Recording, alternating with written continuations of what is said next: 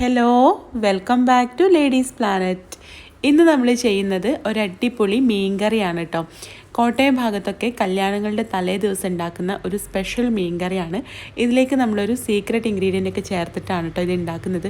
സാധാരണ ഞങ്ങളുടെ നാട്ടിലുണ്ടാക്കുന്ന മീൻകറിയിൽ ചേർക്കാത്തൊരു ഇൻഗ്രീഡിയൻ്റ് ആണ്. അപ്പോൾ ഇതിൻ്റെ റെസിപ്പി എനിക്ക് തന്നത് നമ്മുടെ വ്ളോഗിൻ്റെ ചാനലിൽ എറണാകുളത്തേക്ക് പോയൊരു വീഡിയോ ചെയ്തിട്ടുണ്ടായിരുന്നല്ലോ. അപ്പോൾ അവിടുത്തെ ഹാമേച്ചിയുടെ റെസിപ്പിയാണ് കേട്ടോ. അപ്പോൾ നിങ്ങൾ ട്രൈ ചെയ്ത് നോക്കണം, നിങ്ങൾക്ക് എന്തായാലും ഇഷ്ടമാവും. നമുക്ക് എങ്ങനെയാണ് ഈ മീൻകറി ഉണ്ടാക്കുന്നത് എന്നുള്ളത് നോക്കാം. ആദ്യം നമുക്ക് ഇതിലേക്കുള്ള കുടംപുളി ഒന്ന് കുതിരാനായിട്ട് മാറ്റി വെക്കാം. അതിന് വേണ്ടിയിട്ട് ഞാനിവിടെ ഈ വലുപ്പത്തിലുള്ള 3 പീസ് കുടംപുളി എടുത്തിട്ടുണ്ട്. ഇതിലേക്ക് നല്ല തിളച്ച 1 കപ്പ് വെള്ളം ഒഴിച്ചിട്ട് ഇതൊന്ന് മാറ്റി വെക്കാം. ഈ സമയം കൊണ്ട് നമുക്ക് ബാക്കി കാര്യങ്ങൾ ചെയ്യാം. അതിന് വേണ്ടിയിട്ട് ഒരു മൺചട്ടി ചൂടാക്കിയിട്ട് അതിലേക്ക് 3 ടേബിൾ സ്പൂണോളം വെളിച്ചെണ്ണ ചേർത്ത് കൊടുക്കാം. ഇതിലേക്ക് ഈ വലുപ്പത്തിലുള്ളൊരു ഇഞ്ചിയുടെ കഷ്ണവും 10 ചുവന്നുള്ളി ചെറുതായിട്ട് അരിഞ്ഞതും 15 വെളുത്തുള്ളി അരിഞ്ഞതും എടുത്തിട്ടുണ്ട്. ഇനി നമുക്ക് ഈ ഇഞ്ചിയും വെളുത്തുള്ളിയും ചുവന്നുള്ളിയും കൂടെ ഈ എണ്ണയിലേക്ക് ചേർത്ത് കൊടുക്കാം. ഇഞ്ചി ചെറിയ കഷ്ണങ്ങളാക്കിയിട്ട് ചേർക്കുകയാണെങ്കിൽ ഒന്നുകൂടെ നല്ലതായിരിക്കും കേട്ടോ. വളരെ ചെറുതായിട്ട് കട്ട് ചെയ്യണമെന്നൊന്നുമില്ല, നമുക്കിത് മൂപ്പിച്ചതിന് ശേഷം ഒന്ന് അരച്ചെടുക്കാനുള്ളതാണ്. ഇനി ഇതിലേക്ക് 2 തണ്ട് കറിവേപ്പില കൂടെ ചേർത്ത് കൊടുക്കാം. എന്നിട്ട് നമുക്കിത് നല്ല പോലെ ഒന്ന് വഴറ്റിയെടുക്കാം. ഇത് ചെറുതായിട്ട് നിറം മാറി വരുന്ന സമയത്ത് ഇതിലേക്ക് 1/4 ടീസ്പൂൺ ഉലുവ ചേർത്ത് കൊടുക്കാം. ഉലുവ ചേർത്തിട്ട് ഒന്ന് മൂപ്പിച്ചെടുത്തതിന് ശേഷം നമ്മളിതിലേക്ക് ചേർക്കുന്ന ആ ഒരു സീക്രട്ട് ഇൻഗ്രീഡിയൻറ്റ് എൻ്റെ നാട്ടിലൊന്നും ചേർക്കാറില്ല കേട്ടോ. മീൻകറിയിലേക്ക് ഞങ്ങളിത് ചേർക്കാറില്ല. അപ്പോൾ ഇതിലേക്ക് ഞാൻ ചേർക്കുന്നത് കായാണ് കേട്ടോ. കായത്തിൻ്റെ ഈ വലുപ്പത്തിലുള്ളൊരു കഷ്ണമാണ് ഞാനിപ്പോൾ ഇതിലേക്ക് ചേർത്ത് കൊടുക്കുന്നത്. ഈ എണ്ണയിലേക്ക് ഇട്ട് കൊടുക്കാം. എന്നിട്ട് കായ ഒന്ന് മൂപ്പിച്ചെടുത്തതിന് ശേഷം നമുക്കിതെല്ലാം കൂടെ ഒന്ന് അരച്ചെടുക്കാനുള്ളതാണ് കേട്ടോ. എണ്ണയിലിട്ടിട്ട് ഏകദേശം ചെറിയ തീയിലൊരു 3-4 മിനിറ്റ് വെക്കുമ്പോഴേക്കും കായ ഒന്ന് മൂത്ത് വരും. എന്നിട്ട് നമുക്ക് ഇത് കോരിയെടുത്തിട്ട് ഇത് തണുത്തതിന് ശേഷം ഒന്ന് അരച്ചെടുക്കണം. അപ്പോൾ കായം കണ്ടോ നല്ല പോലെ മൂത്ത് വന്നിട്ടുണ്ട്. ഇത് നമുക്കൊരു പാത്രത്തിലേക്ക് മാറ്റാം. എന്നിട്ട് ഇത് തണുത്തതിന് ശേഷം മിക്സിയുടെ ജാറിലേക്ക് ചേർത്ത് കൊടുക്കാം.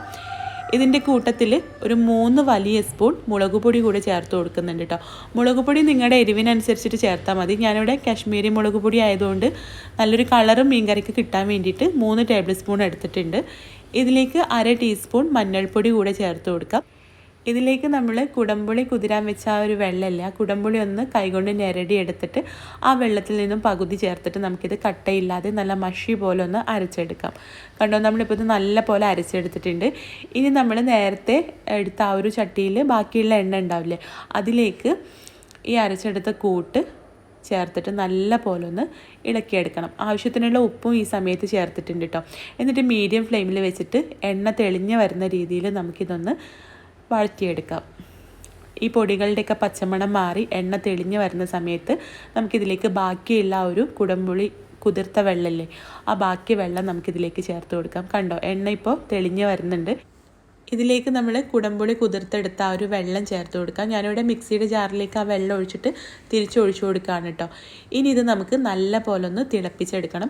ഈ സമയത്ത് നമ്മുടെ മീൻകറിയിലേക്ക് എത്രത്തോളം വെള്ളം വേണം എന്നുള്ളത് നമുക്ക് ഈ സമയത്ത് തീരുമാനിക്കാം കേട്ടോ. ഞാനിവിടെ തിക്കായിട്ടുള്ളൊരു മീൻകറിയാണ് ഉണ്ടാക്കുന്നത്, അപ്പോൾ അതുകൊണ്ട് അധികം വെള്ളമൊന്നും ചേർത്തിട്ടില്ല. ഇത് നല്ല പോലെ തിളച്ച് വരുന്ന സമയത്ത് ഫ്ലെയിം ഓഫ് ചെയ്ത് കൊടുക്കാം. ഇനി ഇതുപോലെ തന്നെ ഞാനിവിടെ വേറൊരു മൺചട്ടി എടുത്തിട്ടുണ്ട്.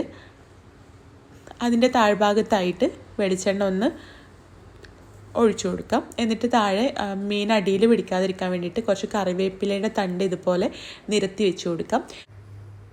ഈ ഒരു മീൻകറി ഉണ്ടാക്കാൻ വേണ്ടിയിട്ട് ഞാനിവിടെ 1/2 കിലോ കേദര മീനാണ് കേട്ടോ എടുത്തിട്ടുള്ളത്. ദശക്കട്ടിയുള്ള മീനാണെങ്കിൽ ഒന്നുകൂടെ നല്ലതായിരിക്കും. അപ്പം ഞാനിവിടെ ഓരോ മീനിൻ്റെ കഷ്ണങ്ങളും നമ്മളിവിടെ ഉണ്ടാക്കി വെച്ചിട്ടുള്ള ആ ഒരു ഗ്രേവിയിൽ ഡിപ്പ് ചെയ്തിട്ട് ഈ കറിവേപ്പില നിരത്തി വെച്ചില്ലേ, അതിൻ്റെ മുകളിലേക്ക് വെച്ച് കൊടുക്കുകയാണ്. ഇങ്ങനെ നമുക്ക് ഓരോ കഷ്ണങ്ങളും ഇതുപോലെ വെച്ച് കൊടുക്കാം. എന്നിട്ട് അതിൻ്റെ മുകളിൽ കുറച്ചുകൂടെ കറിവേപ്പില ഇട്ടിട്ട് ഇതൊരു 2 ലെയറായിട്ടാണ് കേട്ടോ ചെയ്തെടുക്കുന്നത്. അതിൻ്റെ മുകളിൽ നമ്മൾ ആ ഒരു കുടംപുളി ഇല്ലേ, പിഴിഞ്ഞെടുത്ത കുടംപുളി, അതിങ്ങനെ ഇട്ട് കൊടുത്തിട്ടുണ്ട്. ഇതിൻ്റെ മുകളിൽ ബാക്കിയുള്ള കഷ്ണങ്ങളും കൂടെ നിരത്തി വെച്ചിട്ട് ആ ഒരു ഗ്രേവി ഇതിൻ്റെ മുകളിലായിട്ട് ഒഴിച്ചു കൊടുക്കാം. എന്നിട്ട് ചട്ടിയിൽ അടിയിലുണ്ടാകുന്നതിൽ കുറച്ചുകൂടെ വെള്ളം ഒഴിച്ചിട്ട് അതും ഒഴിച്ചു കൊടുക്കുന്നുണ്ട് കേട്ടോ.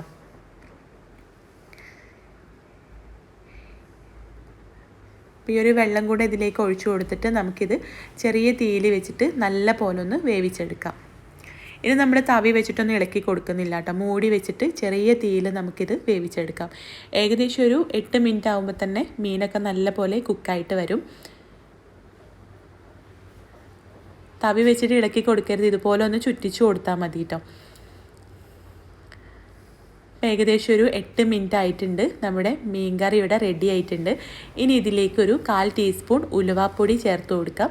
അതുപോലെ തന്നെ 1 ടേബിൾ സ്പൂൺ പച്ച വെളിച്ചെണ്ണ കൂടെ ഒഴിച്ചു കൊടുത്തിട്ട് 2 തണ്ട് കറിവേപ്പിലയും കൂടെ ഇട്ട് കൊടുത്ത് നമുക്ക് ഫ്ലെയിം ഓഫ് ചെയ്ത് കൊടുക്കാം.